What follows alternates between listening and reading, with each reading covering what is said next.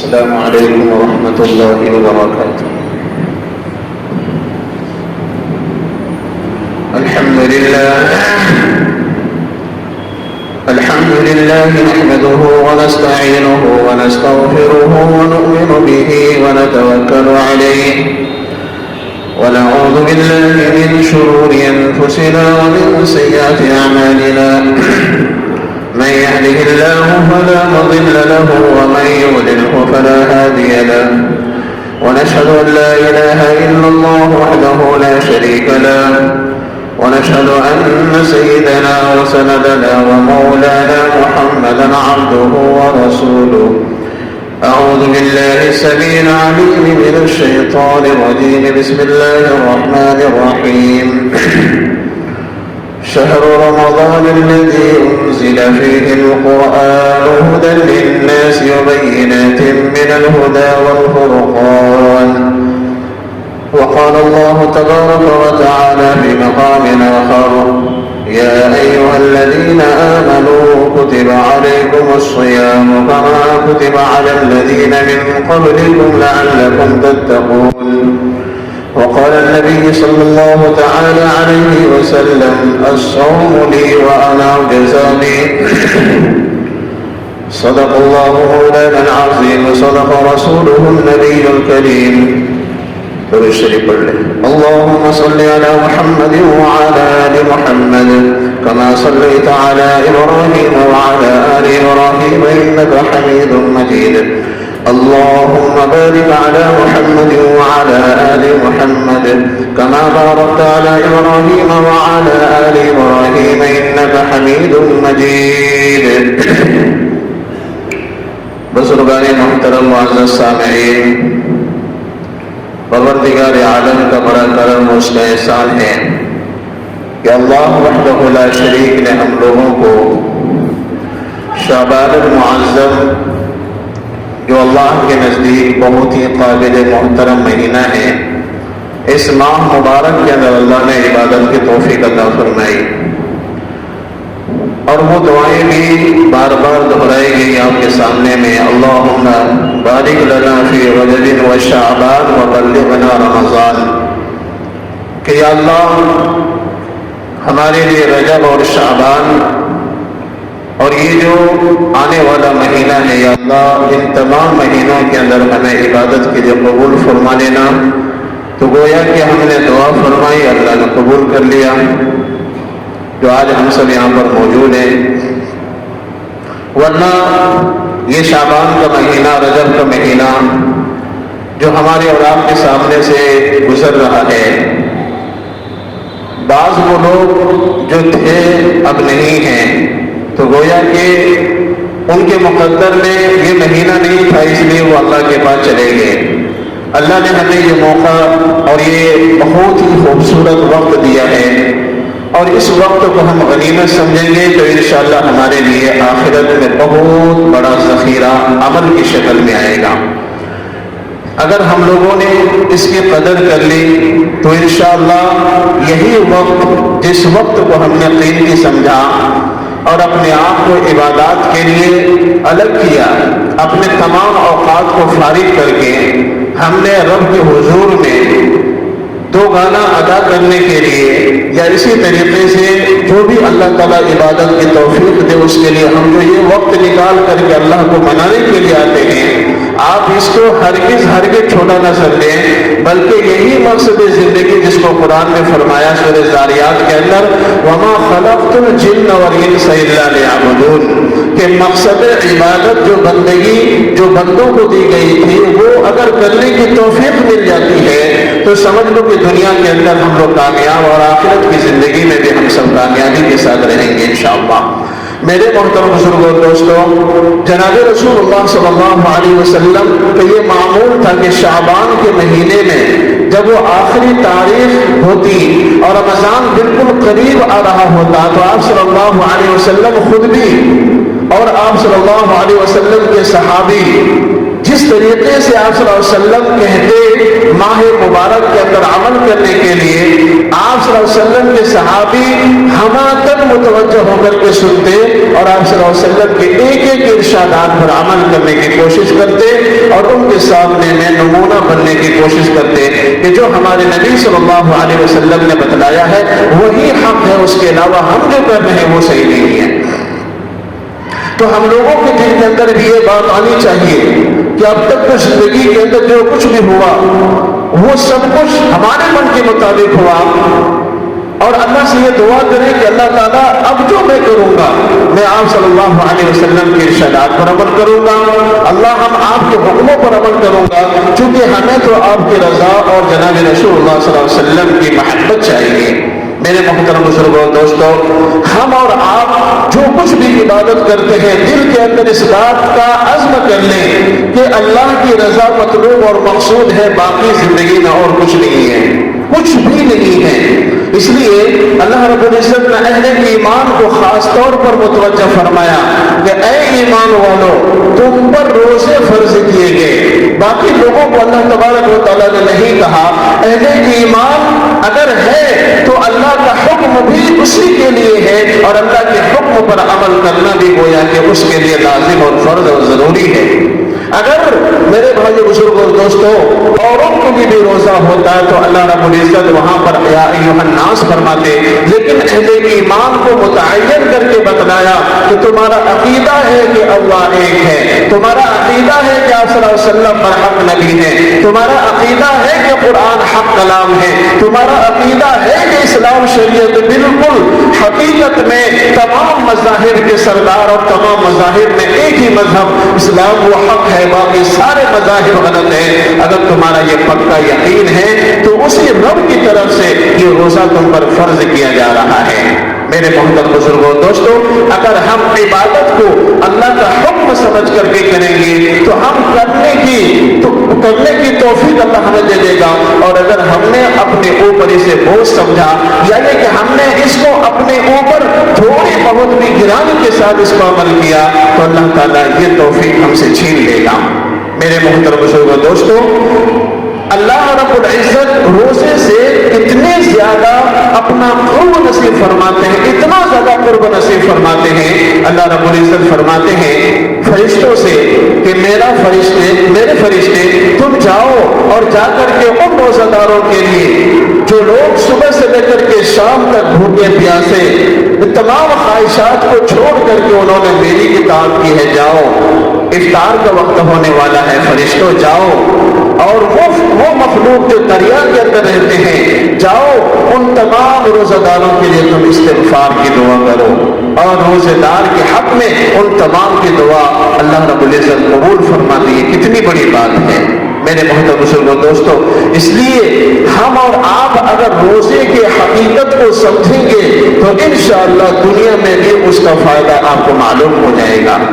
एक बंदा जब सुबह खा पी करके सहरी करके और वो रोजा रखता है, उसके घर में सारी चीजें मौजूद होती हैं, पीने के लिए ठंडे पानी, खाने के लिए किस्म किस्म की ग़िज़ाएं घर के अंदर मौजूद होती है, और वो तमाम चीजें तन्हाई में बैठ करके वो इस्तेमाल कर सकता है, उसको कोई नहीं देख सकता, किसी इंसान के कानों तक खबर नहीं पहुंचती। लेकिन अल्लाह ने कहा मेरे बंदे तुम सुबह सहरी करो और इफ्तार तक मेरी रजा के लिए खाने पीने से रुक जाना, मेरी रजा के लिए ग़ीबत चोरी से बच जाना, मेरी रजा के लिए झूठ से बच जाना, मेरी रजा के लिए ज़िना से बच जाना, मेरी रजा के लिए गलत बोल से बच जाना, मेरी रजा के लिए तुम अमानत में खयानत न करना।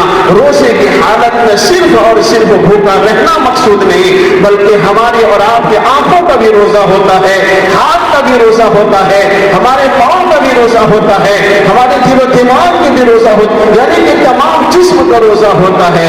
अगर इन तमाम हुकूक को अदा करते हुए एक मोमिन बंदा जब रोजे को अल्लाह को देता है, रोजे को अल्लाह के सामने पेश करता है, तो अल्लाह कहता है میرے بدلے ہم نے تمہیں وہ تقویٰ دیا، ہم نے اپنی طرف سے تم کو وہ تقویٰ دیا جس تقوی کی بنیاد پر باب ریان سے تم لوگوں کا ہم نے داخلہ بالکل لازم اور فرض کر دیا۔ اب تم میرے پاس آؤ گے تو ایک روزہ داروں کے لیے جنت میں جانے کا دروازہ خاص ہے جسے باب ریان کہا گیا ہے۔ میرے محترم بزرگوں دوستو، ہم مومن بندوں میں سے کون نہیں چاہتا ہے کہ میرے روزے قبول ہو، میرا سحری قبول ہو، میرے افطار قبول ہو، میری زبان بچ جائے جھوٹ سے، میرے تمام اعضاء اللہ کے حکموں کے مطابق گزرنا شروع کر، یعنی کہ 11 مہینے میں جو کچھ ہوا وہ ہوا، لیکن یا اللہ ہم یہ مہینہ ہم کبھی بھی تمہاری نافرمانی نہیں کریں گے۔ اللہ تبارک و تعالیٰ اپنے بندوں پر کرم فرمائیں گے اور باب ریان سے ان کا داخلہ نصیب فرما دیں گے۔ میرے محترم بزرگوں دوستو، تو ہمیں ان باتوں سے کیا معلوم ہوا کہ صرف بھوکا رہنا یہ روزہ نہیں ہے۔ بھوکا رہنے کے بعد اگر کوئی شخص چغلی کرتا ہے، بھوکا رہنے کے بعد روزہ بھی ہے جھوٹ بھی بول رہا ہے، روزہ بھی ہے وہ غلط نظریں بھی ادھر ادھر استعمال کر لیتا ہے، اللہ نے کہا اگر تم روزے کو حقوق ادا نہیں کرو گے تو تمہارا روزہ میرے لیے کوئی قبول ہی نہیں ہوگا۔ حضرت شیخ الہند رحمۃ اللہ علیہ نے اپنی کتاب فضائل اعمال کے اندر 2 عورت کا واقعہ نقل فرمایا ہے، کبھی آپ نے ضرور سنا ہوگا، فضائل رمضان کے اندر کہ 2 عورت ہیں، ان دونوں عورتوں کو افطار کا وقت ہوتے ہوتے اس کی حالت غیر ہو گئی، روزہ اتنا اثر کیا، اب وہ بالکل سمجھیے کہ ایسا لگ رہا تھا کہ اب یہ مر جائے گی۔ جناب رسول اللہ صلی اللہ علیہ وسلم کے پاس خبر موصول ہوئی کہ اس طریقے کے مواقع ہیں، مسئلہ ہے، تو آپ نے فرمایا کہ ان کو بلاؤ اور ان کو کہو کہ وہ قے کرے، اپنے انگلی ڈال کر کے حلق میں قے کرے، تو کہا کہ جو غیبت اور چغلی کیا ہوگا تو وہ چغلی، وہ غیبت جس کو قرآن میں کہا گیا ہے کہ مردار بھائی کا ایسا جیسا کچھ نے گوشت کھا لیا، جس نے چغلی کیا، جس نے غیبت کی، ایسے لوگوں کے بارے میں اللہ نے کیا فرمایا کہ ایسا ہے وہ شخص جس نے مردار بھائی کا گوشت کھایا ہے۔ تو اب جیسے ہی الٹی کرنے کے لیے کہا، ایک کٹورا دیا گیا تو اس کے اندر وہ گوشت کے ذرات نظر آئے، تو آپ نے فرمایا روزہ رکھا تھا حلال کمائی سے، لیکن اس نے روزے کی حالت میں غیبت، چغلی کی، گناہ کیا، جس کی وجہ سے روزہ اب ایسے لوگوں پر بہت زیادہ اب اثر کرنے لگی۔ میرے بھائی بزرگوں دوستو، تو روزہ لگتا جب ہے جب ہم اللہ کے حقوق کی پامالی کرتے ہیں۔ بہت سارے لوگ، اب ظاہر سی بات ہے کہ اپریل کا مہینہ شروع ہو گیا ہے، اس ماہ مبارک کے اندر گرمی بھی شدت کی ہوتی ہے، سمجھ رہے، اور گرمی اس قدر ہوتی ہے کہ آدمی پریشان ہو جاتا ہے، دھوپ میں کام کرنے والے یا محنت مزدوری کرنے والے بھی پریشان ہو جاتے ہیں۔ اللہ نے کتنا خوبصورت مسلمانوں کو حکم دیا ہے۔ اس سے پہلے بھی وہ بات اشارتاً کہی گئی تھی کہ اگر رمضان سے پہلے صاحب نصاب تھوڑی فکر کر لیں ان غریبوں کے لیے جو زکات کے مستحق ہیں، اگر وہ مال وہاں پہنچ جائے تو وہ 1 مہینہ آرام سے اپنے گھر میں روزہ بھی رکھ سکتا ہے، اپنے بچوں کے لیے سب کچھ کا انتظام بھی کر سکتا ہے، انہیں پریشانی نہیں ہوگی۔ میرے بھائیو بزرگوں، لیکن ہم دنیا کی وجہ سے ہم دل کے اندر یہ تہیا کریں، چاہے ہم محنت مزدوری کرنے والے ہوں یا یہ کہ وہ کسی بند کمرے میں وہ کام کرنے والے ہوں یا کوئی بھی کام ہے، ہم روزے کو کسی بھی حال میں نہیں چھوڑیں گے، یہ اللہ کا حکم ہے۔ یہ دل کے اندر یہ یقین پیدا کر لے کہ دنیا کی مشقتیں تو ختم ہو جائیں گی موت پر، لیکن اصل جو زندگی آخرت کی ہے جس کے لیے ہم سب کچھ محنت کر رہے ہیں، میرے بھائیو بزرگوں دوستو، اگر دل کے اندر یہ تہیا کر لیے کہ ہمیں رمضان کے آنے پر روزہ رکھنا ہے اور ہم پر اللہ نے فرض کیا ہے اور ہم نہیں کھائیں گے، نہیں پیئیں گے، اللہ کا حکم نہیں توڑیں گے، اور اس حدیث کو آپ اپنے سامنے میں رکھیں بغیر شرعی عذر کے، اگر کوئی شخص رمضان میں روزے کا افطار کر لیتا ہے، پوری زندگی اگر وہ قضا کر لے، پورے سال وہ روزہ رکھ لے، تو بھی اس کا حق ادا نہیں ہو سکتا ہے۔ میرے بھائیو بزرگوں دوستو، لیکن آج ماحول یہ ہے کہ نوجوانوں میں خاص طور پر یہ چیزیں رمضان کے اندر دیکھی گئی کہ رمضان کا مہینہ بھی ہے پھر بھی وہ کھا رہے پی رہے ہیں۔ حدیث میں یہ الفاظ موجود ہے کہ اگر کوئی روزے سے ہے، نفلی روزہ رکھ رکھا مثلا، یا یہ کہ وہ قضا روزہ رکھ رکھا، اس کے سامنے میں کھانے پینے کی چیزیں مت دکھاؤ، مت لاؤ، کہیں ایسا نہ ہو کہ اس کا دل اس کی طرف مائل ہو جائے۔ تمہیں کھانا ہی ہے، اس سے الگ ہو کر کے چپکے سے تم کھا پی لو، لیکن روزے دار کے سامنے میں اس طرح مت کرنا۔ میرے بھائی بزرگوں دوستوں، ایک یہ دوسرے نمبر پر اس ماہ مبارک کے آنے پر جو آنے والا ہے 2 دن میں، فرمایا کہ تراویح ہے۔ تراویح کی نماز کیا ہے؟ وہ سنت ہے۔ کیا ہے؟ سنت۔ اور اسی طریقے سے پورا قرآن پڑھنا یہ بھی کیا ہے؟ یہ بھی سنت ہے۔ لیکن میرے بھائی بزرگوں دوستوں، قرآن کریم کا صحیح پڑھنا یہ کیا ہے؟ فرض ہے۔ یہ کیا ہے؟ تجوید کے ساتھ پڑھنا قرآن کریم کو، یہ کیا ہے؟ فرض۔ تراویح سنت، سننا بھی سنت۔ اسی طریقے سے آپ تراویح پورا قرآن پڑھ رہے، یہ بھی کیا ہے؟ میرے بھائیو، پورا قرآن پڑھنا یہ کوئی بہت ضروری نہیں ہے، سمجھ رہے ہیں؟ لیکن یہ قرآن کو صحیح پڑھنا یہ فرض ہے۔ ابھی آئے تھے دارالعلوم سے حضرت مولانا، تو انہوں نے اس بات کو بہت اچھے انداز میں پیش کیا اور فرمایا کہ دیکھو، قرآن کو صحیح پڑھنا یہ فرض ہے، باقی چیزیں سنت ہے۔ تو آدمی فرض کو چھوڑ کر کے باقی چیزوں پر تو عمل کرتا ہے۔ تو اس لیے میرے بھائی بزرگوں دوستوں، تراویح میں جو قرآن پڑھا جاتا ہے اس کو چاہیے کہ وہ ٹھہر ٹھہر کے پڑھے۔ سننے والوں پر بھی یہ بات ضروری ہے کہ یہ صبر کا مہینہ ہے، تھوڑا صبر اور ہمت سے کام لیں۔ یہ عبادت کا مہینہ، اس بات کو اپنے دماغ میں بٹھا لیں کہ ہمیں اس مہینے کے اندر عبادت کرنی ہے، چاہے عبادت کے لیے ہمیں مشقت اٹھانی پڑے ہم اٹھائیں گے، چاہے وہ تراویح کی وجہ سے ہو یا روزے کی وجہ سے ہو۔ روزے میں اگر دقت آئے گی تو کیا کریں گے؟ روزہ چھوڑ دیں گے؟ ایسا نہیں، بلکہ روزے پر جتنی مشقت کریں گے اتنا اللہ تعالیٰ آپ کے درجات کو بلند کرے گا۔ جتنی مشقت ہوگی روزہ رکھنے میں اتنے زیادہ مراتب کو اللہ تعالیٰ بیان فرما دیں اور بلند فرما دیں گے انشاءاللہ۔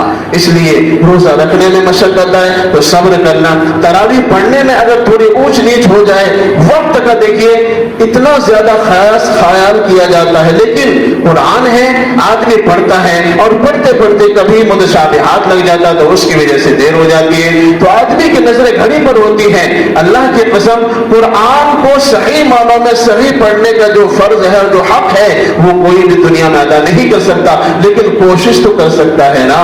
اگر تھوڑی بہت اونچ نیچ ہو جائے اس سے آدمی کو الجھن میں نہیں پڑنی چاہیے۔ کیوں؟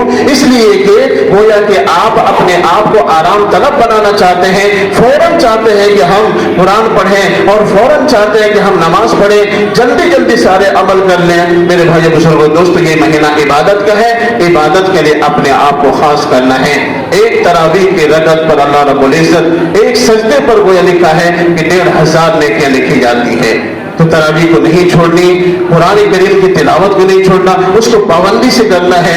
اور جو فرائض نماز ہے، اللہ تعالیٰ 70 فرائض کے برابر اس کا ثواب دیتے ہیں، فرض نماز نہیں چھوڑنی ہے۔ پہلے آنا ہے، سنت کا ثواب فرض کے برابر، نفل کا ثواب سنت کے برابر کر دیا جاتا ہے رمضان میں، اس لیے پہلے آئیں۔ کوشش یہ کریں کہ گھڑی میں اپنے موبائل میں الارم فٹ کریں اور نماز سے 15 منٹ پہلے الارم فٹ کریں کہ ظہر کا وقت ہونے والا ہے، پہلے مسجد میں جا کر سنتیں پڑھیں گے، صلاۃ الحاجت پڑھیں گے اور جو عبادات ذکر و تلاوت وہ کریں گے۔ آپ عصر سے پہلے آئیں، مغرب میں تھوڑا وقت دیا جاتا ہے، عشاء میں بھی تھوڑا پہلے آنے کی کوشش کریں، یعنی دل کے اندر یہ بٹھا لے گا انشاءاللہ ہم ہر نماز کو پابندی سے ادا کریں گے، سنتیں بھی پڑھیں گے، اوامر بھی پڑھیں گے، نوافل بھی پڑھیں گے۔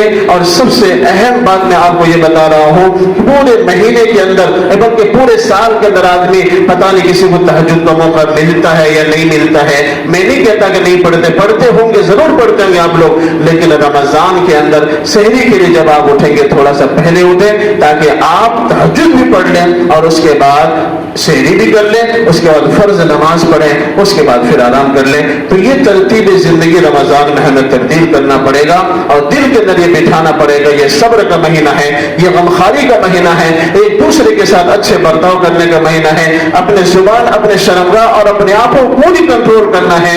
انشاءاللہ روزے کے جو حقوق اگر ادا کر کے اللہ کو دیں گے، اللہ ہمیں خوش کر دے گا انشاءاللہ۔ کریں گے انشاءاللہ سبھی حضرات. اور خاص طور پر ہوٹلوں کو لوگوں کو درخواست کروں گا کہ رمضان مہینے کے اندر چوری چپ کے جو آپ مسلمان بندوں کو کھانا کھلائیں گے آپ کو اللہ کے اس کا جواب دینا پڑے گا.